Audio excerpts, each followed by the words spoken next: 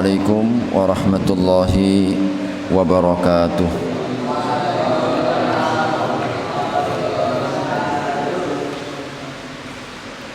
Innal hamdalillah nahmaduhu wa nasta'inuhu wa nastaghfiruh wa na'udzu billahi min shururi anfusina wa min sayyiati a'malina.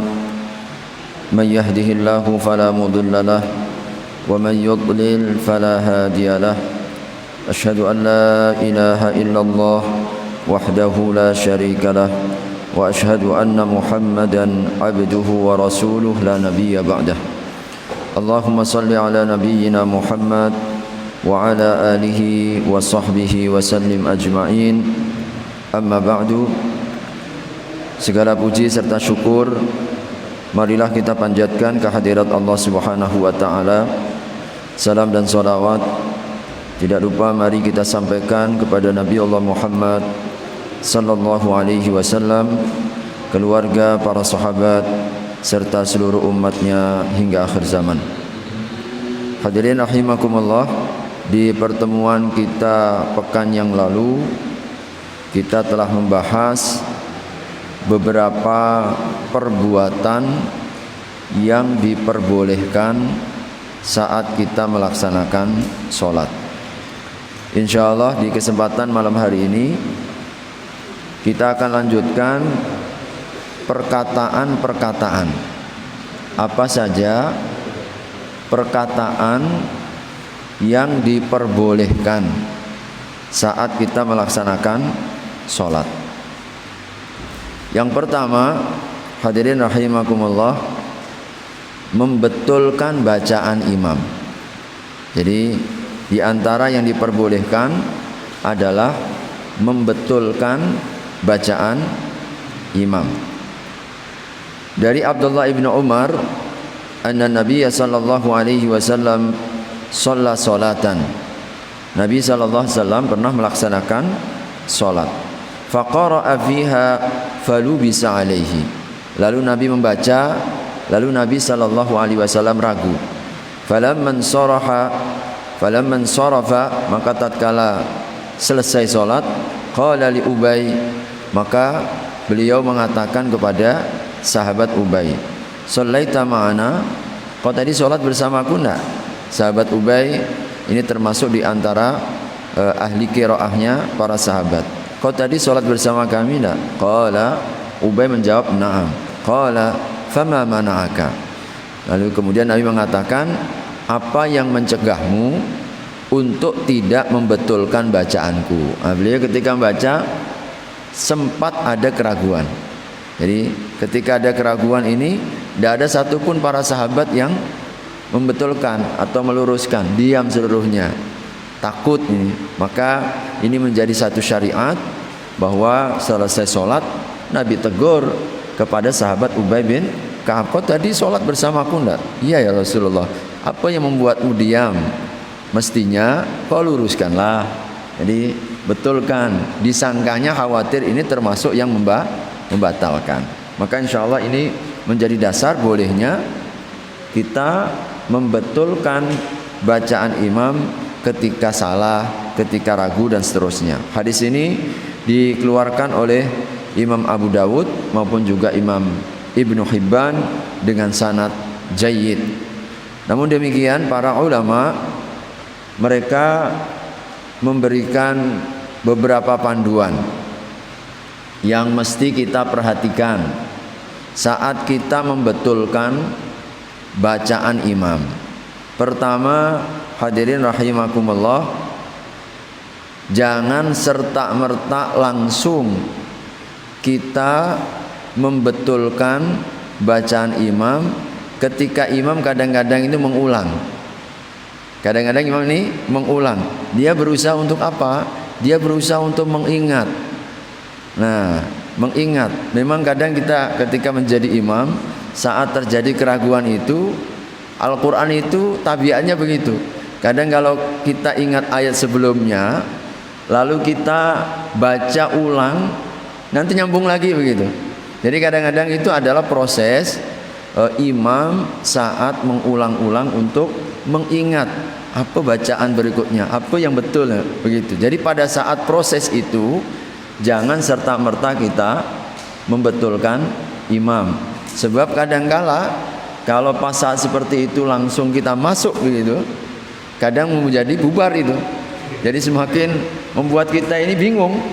Jadi padahal tadi sudah mau ingat, gara-gara kita langsung terlalu terburu-buru, akhirnya malah lupa semuanya. Nah ini pertama yang yang tentu yang lebih utama ya, ketika seorang imam saat mengulang, jadi bacaan tertentu, apa ini sambungannya, apa ini ayat setelahnya, tentu ketika dia mengulang dan coba untuk mengingat bacaannya dengan dirinya sendiri, ini jauh lebih utama, sehingga tidak menuntut makmum untuk membetulkan. Ini yang pertama. Yang kedua, hadirin rahimakumullah, tidak serta-merta. Nah ini kalau tadi misalkan imamnya mengulang-ulang, dia coba untuk mengingat. Kadang juga ada imam ini ketika lupa dia diam. Diamnya itu sesungguhnya untuk apa? Untuk mengingat. Sama ya, ketika diam. Ada imam yang ketika ingin mengingat bacaannya itu dengan mengulang-ulang.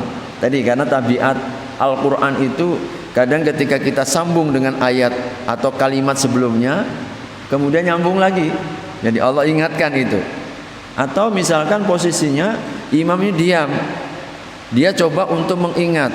Jadi diamnya itu sesungguhnya untuk apa? Mereview kembali. Maka jangan serta-merta kita masuk dulu, kecuali diamnya ini sudah cukup lama. Jadi diamnya sudah cukup lama kok diam, nggak ingat-ingat, barulah kita membetulkan. Tapi jangan serta-merta saat imam itu diam sesaat, diamnya itu sesungguhnya untuk apa? Mengingat itu kita langsung masuk. Begitu. Biarkan imam untuk mengingat, tapi kalau sudah sepertinya kok sudah berdiam ya, berhenti lama, kok nggak ingat, baru bantu bagi mereka yang ingat ya, insya Allah. Kemudian juga diingatkan oleh para ulama kita bahwa kita tidak perlu membetulkan hal-hal yang dirasa atau kesalahan-kesalahan yang sifatnya ringan, yang tidak merubah makna. Jadi kadang-kadang ada orang yang baca mungkin khoknya agak kurang, haknya agak kurang, misalkan ainnya ini kurang sampai ain ini sampai di halqinya ini ya, ainnya agak kurang, itu dimaafkanlah, dimaafkan. Kecuali kalau misalkan merubah ayat, loncat ayat atau apa seperti itu, ini masalah. Tapi tidak setiap kesalahan mesti kita harus luruskan. Khawatir ada sebagian imam kadang-kadang mungkin ya makhrajnya masih belum tepat, atau mungkin ada bacaan tertentu yang masih belum sempurna. Nah ini masih kita toleransi. Tidak setiap kemudian kesalahan, walaupun kesalahan itu sebenarnya ringan, kita langsung kemudian kita langsung kemudian membetulkan. Kecuali kalau memang salahnya ini salah yang fatal. Jadi salah yang fatal, merubah ayat atau misalkan merubah ayat begitu ya. Nah ini tentu bagi kita perlu kita betulkan ya. Kemudian hadirin rahimakumullah, yang kedua yang dibolehkan adalah orang ketika dalam sholat itu mengulang-ulang ayat yang sama. Jadi terutama pada saat sholat sunnah, karena memang di sholat fardu belum terdapat satu landasan. Jadi meskipun kalau kemudian dilakukan sebenarnya tidak batalkan juga, namun dalam sholat fardu maka mengulanginya itu sesungguhnya meninggalkannya lebih utama. Nah, kasus di mana Nabi sallallahu alaihi wasallam sebagaimana dalam riwayat Imam An-Nasai, Imam Ahmad, kemudian juga yang dikeluarkan oleh Al-Hakim ya. Nabi sallallahu alaihi wasallam pernah dalam satu malam beliau mengulang-ulang satu ayat, yaitu surat Al-Maidah ayat yang ke-118. In tu'adzibhum fa innahum ibaduk wa in taghfir lahum fa innaka antal azizul hakim. Ini diulang-ulang sepanjang malam dalam sholat malam Nabi. Jadi ayat itu diulang-ulang. In tu'adzibhum, ya Allah jikalau engkau menyiksa mereka umatku, fa innahum ibaduk, sesungguhnya mereka itu umatku ini hamba-hambamu. Wa in taghfir lahum, tapi jikalau engkau ampunkan mereka, fa innaka antal azizul hakim, sesungguhnya engkau maha perkasa lagi maha bijaksana.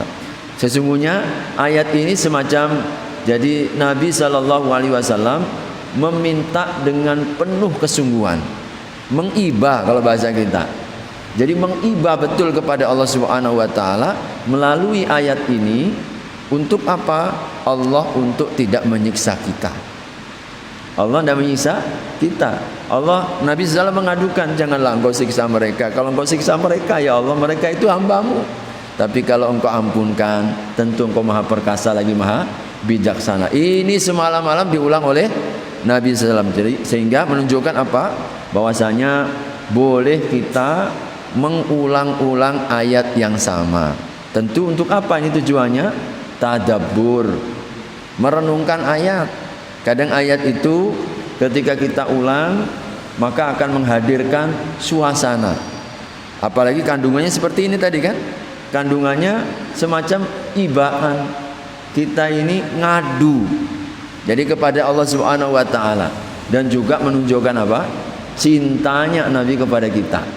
Semalam-malaman dalam derai air mata ya, tangisan, dalam riwayatnya itu beliau menangis yang luar biasa sampai terbasahi itu tempat jenggot beliau, tempat sujud beliau, karena ternyata membaca mengulang-ulang ayat ini, mengibah, memikirkan kita umatnya, nggak tidur-tidur yang dipikirkan kita.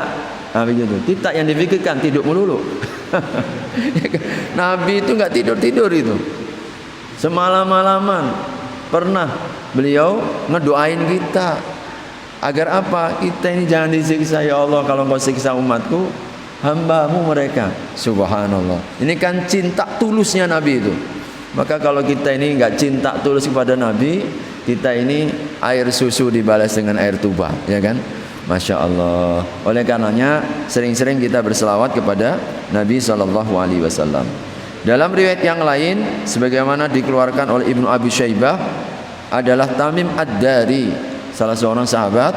Beliau kadang mengulang-ulang ayat ini yang terdapat di dalam surat Al-Jasiyah. Am hasibal ladzina jatarahus sayyiati an naj'alahum kalladzina amanu wa 'amilus shalihat sawa'an mahyahum wa mamatuhum. Nah, ini tadabbur, renungan diulang-ulang untuk menghadirkan apa? Sentuhan dalam hati. Lebih-lebih ketika maknanya itu sangat dalam. Contohnya ini Tamim Ad-Dari radhiyallahu anhu, beliau mengulang surat Al-Jasiyah ayat 21.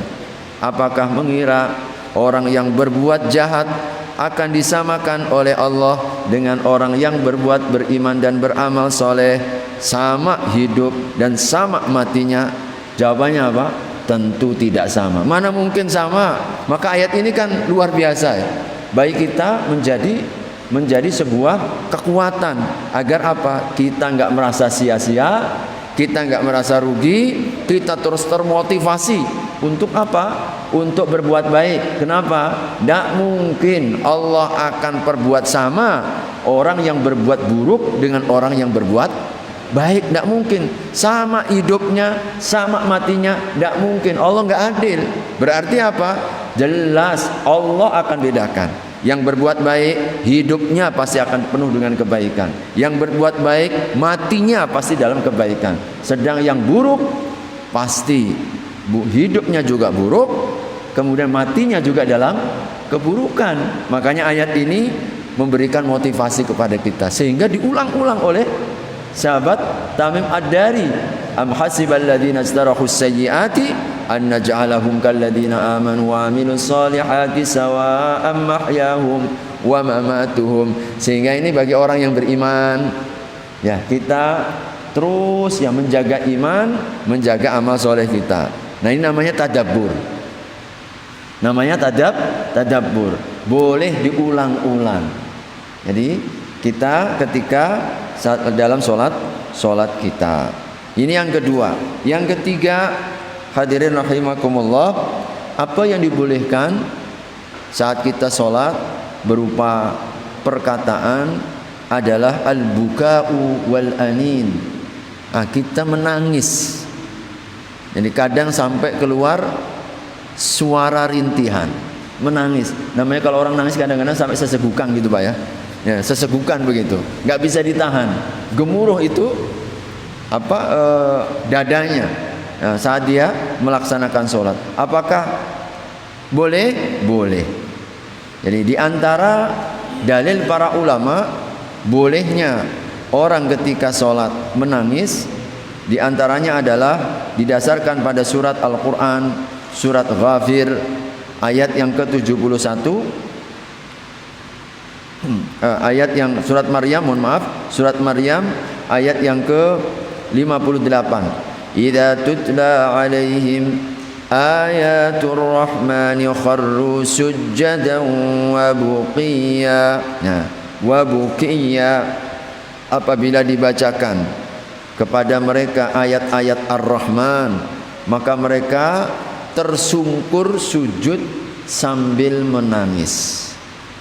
Tersungkur sujud sambil menangis. Maka Allah puji hamba-hamba ini ketika membaca ayat, ketika mendengar ayat, tersungkur sujud sambil menangis. Ini berarti pada waktu sholatnya tidak masalah. Begitupun juga pujian Allah kepada hambanya di ayat 109 surat Al-Isra. Wa yakhirruna lil adqan yabkuna wa yaziduhum khusyu'a. Dan mereka tersungkur. Jadi dalam keadaan sujud menangis dan semakin bertambah khusyuknya.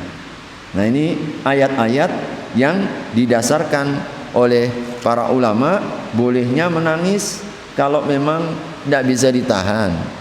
Ya, kadang namanya manusia ya, kadang saat-saat seperti itu datangnya tiba-tiba, saat kita entah tersentuh, lalu teringat, lalu kita tersadar, lalu kita menyesal. Nah, ini tidak bisa dibendung. Ya, bolehkah menangis? Boleh.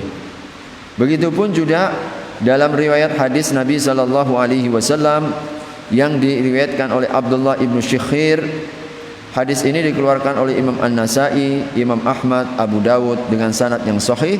Ataitu Rasulullah sallallahu alaihi wasallam wa huwa yusalli. Aku pernah datang kepada Rasul sedang beliau sholat. Beliau lagi sedang sholat. Wali sadrihi azizun ka azizil mirjal. Ternyata pada waktu itu aku dapati Nabi sedang menangis dalam sholatnya, dan dadanya seperti gemuruh air yang mendidih. Dadanya seperti gemuruh air yang mendidih. Nah, ini kan menahan ya tangis di dalam diri beliau. Subhanallah, khusyuknya beliau sallallahu alaihi wasallam. Riwayat yang lain adalah yang dikeluarkan oleh Imam Bukhari nomor 682 daripada Abdullah ibnu Umar. Lamma ishtadda bi Rasulillah sallallahu alaihi wasallam waja'ahu qila lahu fi shalah.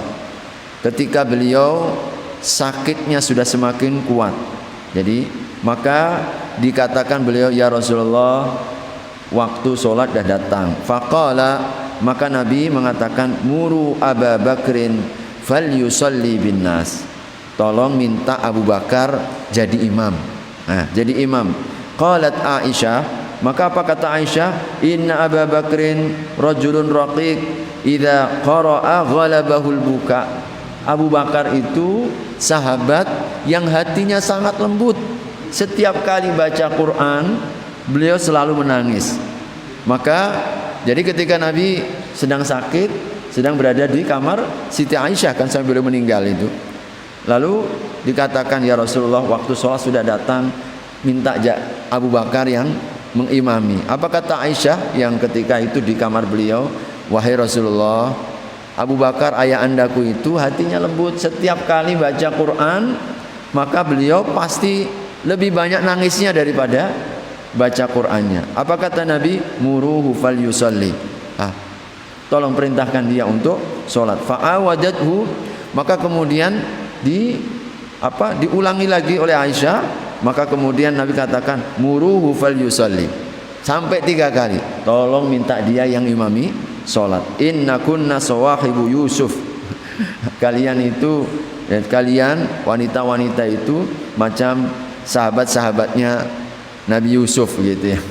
Jadi hadirin rahimakumullah, artinya di dalam riwayat ini Nabi SAW tetap membolehkan, meskipun ini orang yang mudah menangis, tidak apa-apa, udah perintahkan dia.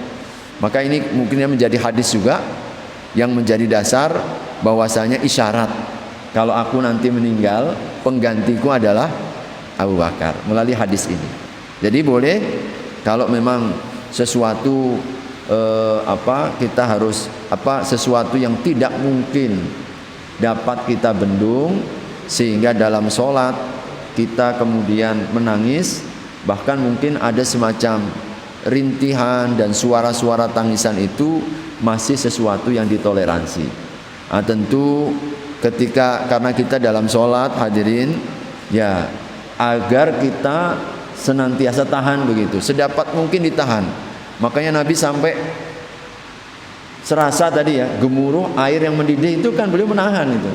Jadi jangan pula ketika kita memang tidak terbendung, tapi ingat kita ini dalam sholat, jangan sampai kemudian kita tumpahkan macam kita orang lagi nggak sholat begitu, meraung-raung, suaranya macam apa. Nah ini tentu berlebihan. Jadi sedapat mungkin untuk kita tahan dan untuk kita dapat kendalikan, sehingga hadirin rahimakumullah, ini tetap menjaga ya adab-adab kita di dalam sholat. Yang ketiga, hadirin rahimakumullah, adalah meniup, an-nafhu athna as-sholati li hajatin. Jadi kalau ada keperluan kita harus meniup waktu sholat. Tapi catatannya apa? Kalau ada perlu. Jadi kalau nggak ada perlu ya jangan main-main kita tiup main apa begitu ya. Ini jelas kalau ada perlu. Maka di antara hadisnya adalah hadis Abdullah ibnu Umar. Qala in kasafatish asy-syamsu ala ahdi Rasulillah. Jadi pernah terjadi gerhana matahari di zaman Nabi sallallahu alaihi wasallam.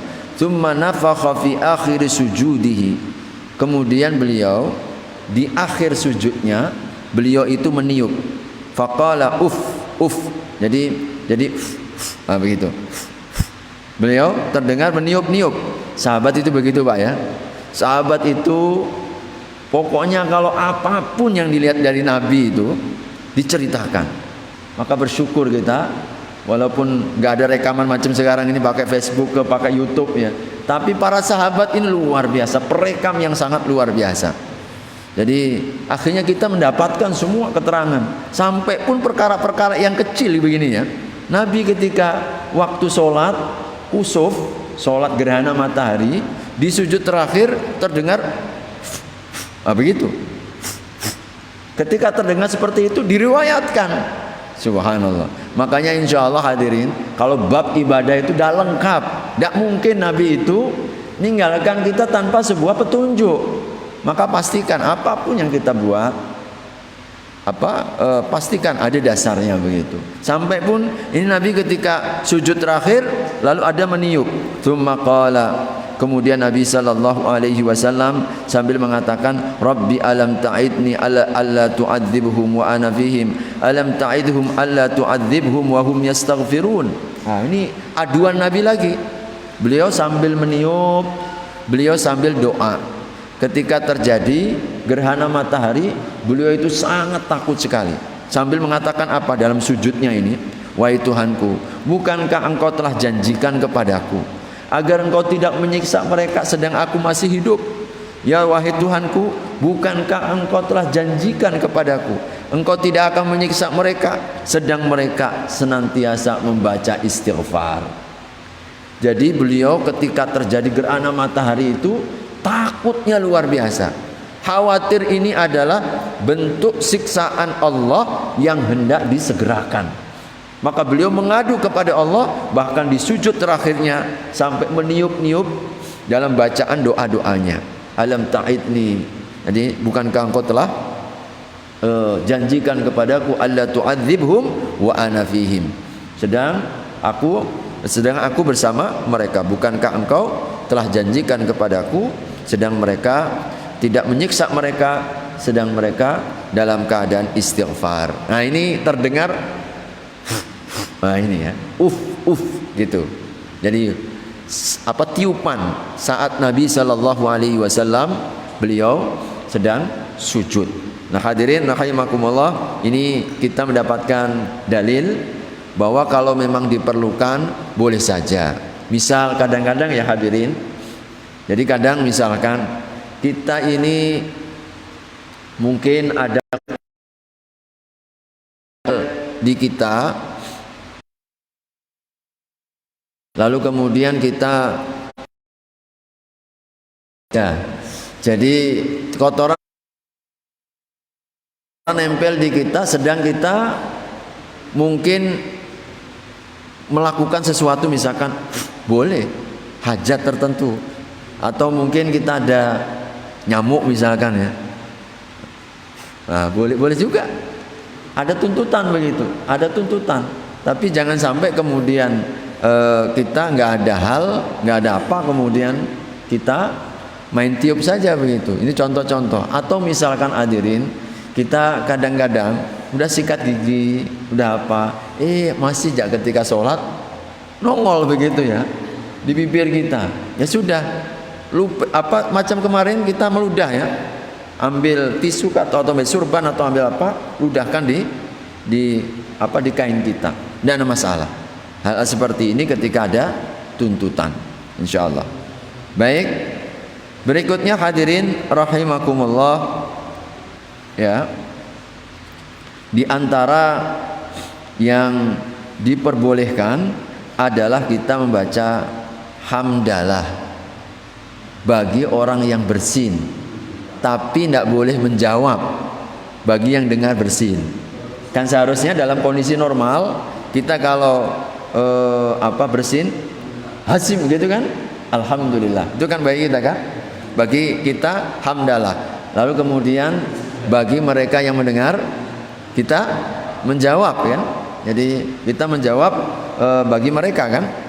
Jadi nah, bagaimana kalau keadaan sholat masih ditoleransi boleh ketika kita bersin hasim, kita kemudian menjawab. Jadi alhamdulillah itu masih diperbolehkan. Di antara dasarnya adalah hadis Rifa'ah bin Malik. Shallaitu khalfa Rasulillah sallallahu alaihi wasallam fa'atishtu. Jadi aku sholat di belakang Rasul, lalu kemudian aku bersin. Fakultu, lalu kemudian aku mengatakan alhamdulillahi hamdan katsiran thayyiban mubarakan fi mubarakan alaihi kama yuhibbu rabbuna wa yardah. Begitu ya. Dia ketika bersin langsung segala puji bagi Allah dengan pujian yang sangat banyak, yang penuh dengan keberkahan sebagaimana yang Allah ridhai. Falamma sallallahu alaihi wasallam wan sarafa, maka ketika Nabi sallallahu selesai salat, maka kemudian Nabi bertanya, manil mutakallim fis shalah?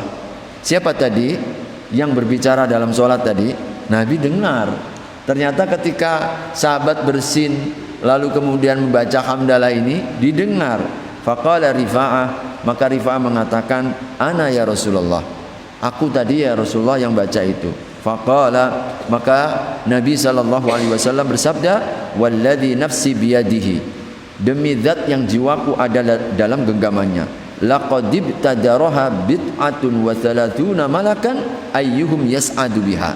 Sungguh aku diperlihatkan oleh Allah Subhanahu wa taala dengan ucapanmu tadi, baca hamdalah saat engkau bersin di dalam salat tadi, alhamdulillah hamdan katsiran thayyiban mubarakan fi mubarakan alaihi kama yuhibbu rabbuna wa yarda. Aku melihat 35 ya, 35 malaikat berebut untuk mengambil kalimat-kalimatmu itu agar mereka yang paling terdahulu untuk dibawa ke langit. Masya Allah, dibawa ke langit. Maka hadirin, ini pertama adalah keutamaan bacaan ini. Jadi bacaan ini, alhamdulillah hamdan katsiran thayyiban mubarakan fi, ini termasuk di antara yang sangat utama. Boleh dibaca dan ini menjadi salah satu pilihan saat kita i'tidal. Biasanya kalau kita i'tidal kan Rabbana walakal hamd titik. Ada juga baca yang lain, Rabbana walakal hamdu mil'us samawati wa mil'ul ardi wa mil'u ma syi'ta min syai'in ba'du. Ada sunahnya. Juga boleh baca ini, Rabbana walakal hamdu hamdan katsiran thayyiban mubarakan fi. Boleh. Salah satu nilai keutamanya ini. Jadi nilai keutamanya adalah sampai ada 35 malaikat berebut untuk mencatat dan menilai bacaan kita itu. Ini kan keutamanya luar biasa. Ini satu. Pelajaran yang kedua dari riwayat ini adalah kasus di mana sahabat Rifa'ah mengucapkannya saat bersin.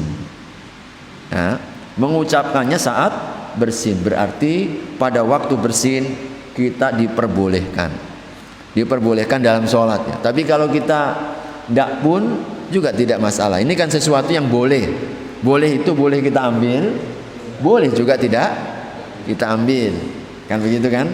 Nah kalau kita ragu ya sudah nggak kita ambil. Tapi kalau ada orang yang ketika bersin, karena kita ini sudah terbiasa, ketika bersin langsung azim, alhamdulillah, misalkan begitu, kan udah terbiasa begitu ya. Jadi insya Allah seperti ini masih ditoleransi, tidak masalah. Insya Allah tidak masalah. Baik.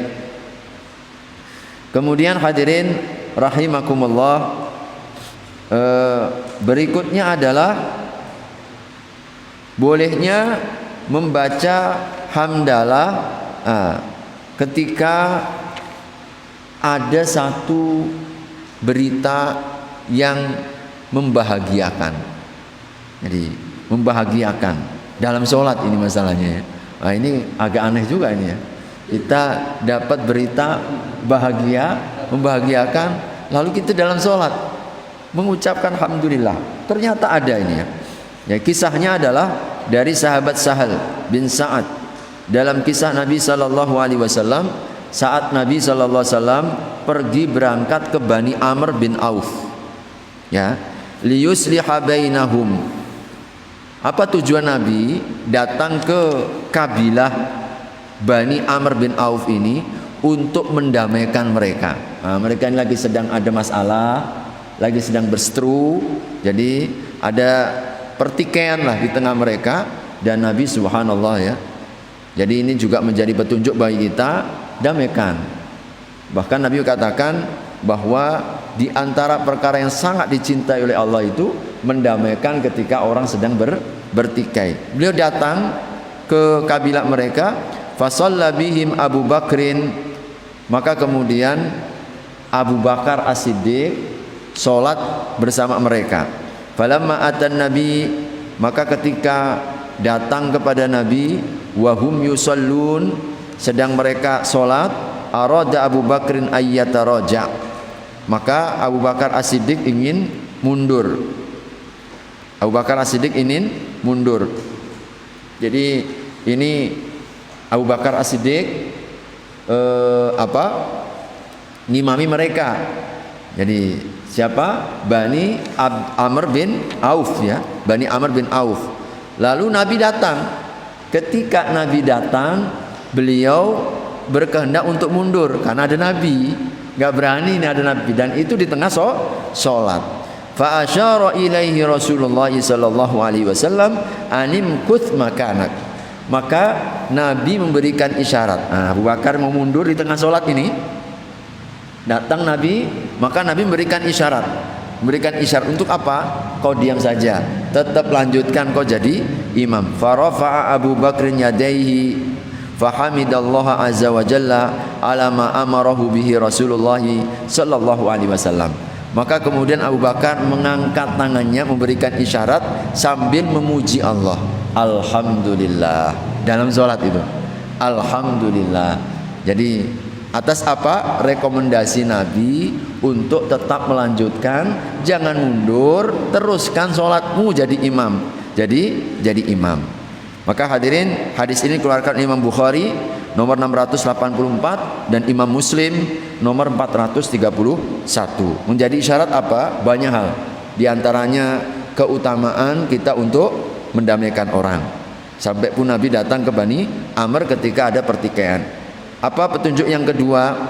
Petunjuk yang kedua adalah bolehnya menjadi imam ketika jadi imam meskipun ada imam yang lebih afdal. Boleh, nggak ada masalah. Siapa yang lebih utama, Rasulullah atau Abu Bakar Siddiq? Tentu jelas Rasulullah. Tapi pada saat itu yang jadi imam Abu Bakar. Ketika Nabi datang, beliau hendak mempersilahkan di tengah sholat, tapi Nabi berikan isyarat. Maka ini menjadi dalil bolehnya imam, jadi bolehnya mengimami orang yang lebih utama. Sebenarnya ada yang lebih afdal untuk menjadi imam, misalkan menjadi imam, tapi nggak ada masalah. Kalau kemudian dia yang kurang afdal menjadi imam, itu boleh-boleh saja.